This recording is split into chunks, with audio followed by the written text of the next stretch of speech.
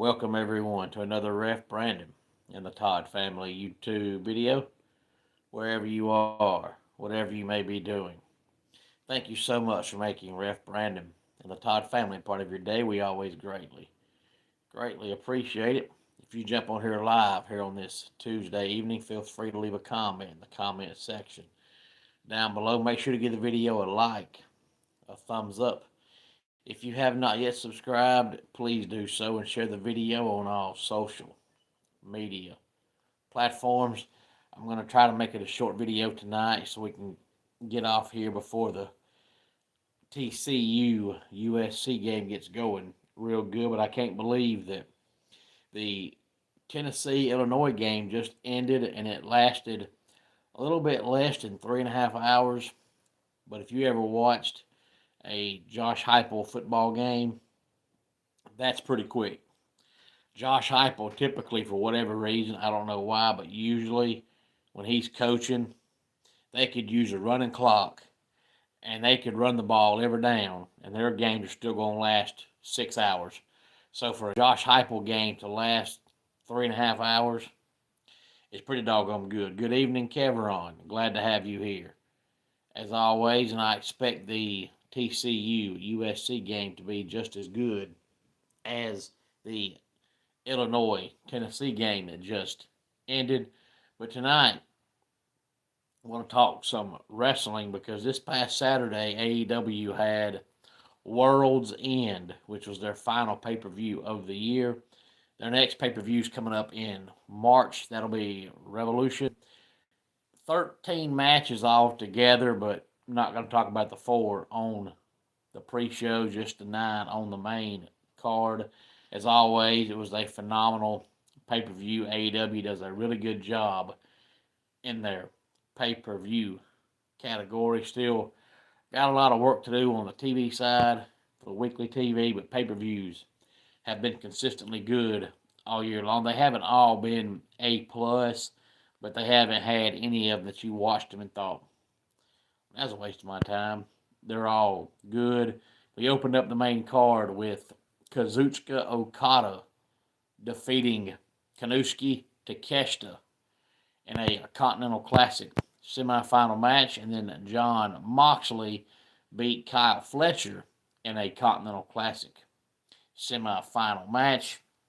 FTR beat the Bang Bang Gang in a Chicago street fight for the World Tag Team Championships. Babes of Wrath beat Mercedes Moné and Athena for the Women's World Tag Team Championships. Darby Allin beat Gabe Kidd.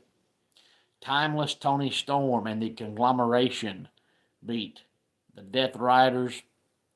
Chris Statlander beat Jamie Hayter for the AEW Women's World Championship. Jon Moxley beat Kazuchika Okada for the Continental Classic Championship, so Jon Moxley becomes the inaugural Continental Classic champion. And then MJF beat Swerve Strickland, Hangman Adam Page, and Samoa Joe in a fatal 4-way to become the new AEW World Champion. And hopefully MJF keeps the title for a while, whether you like him or not.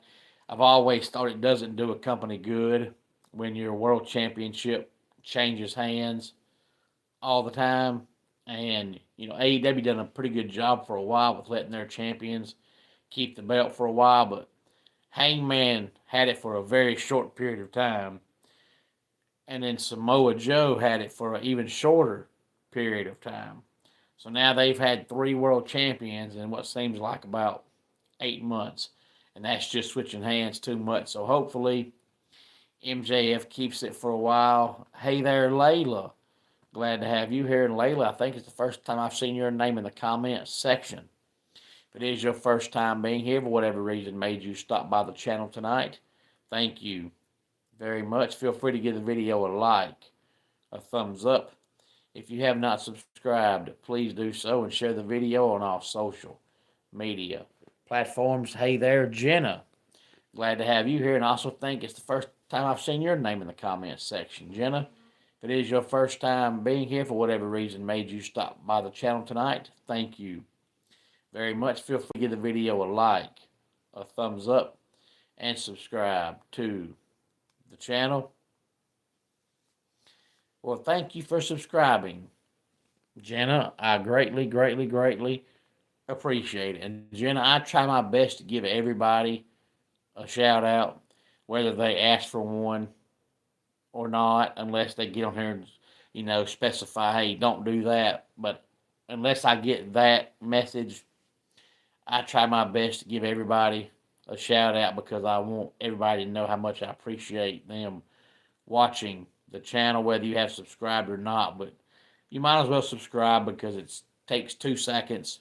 It's free and it helps the channel out tremendously. Hey there, Smiley Dude.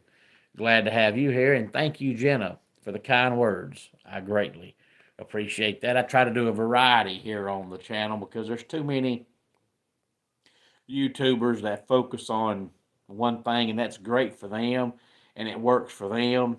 But I feel like there's so many avenues that you can go down if you only want to see one certain sport.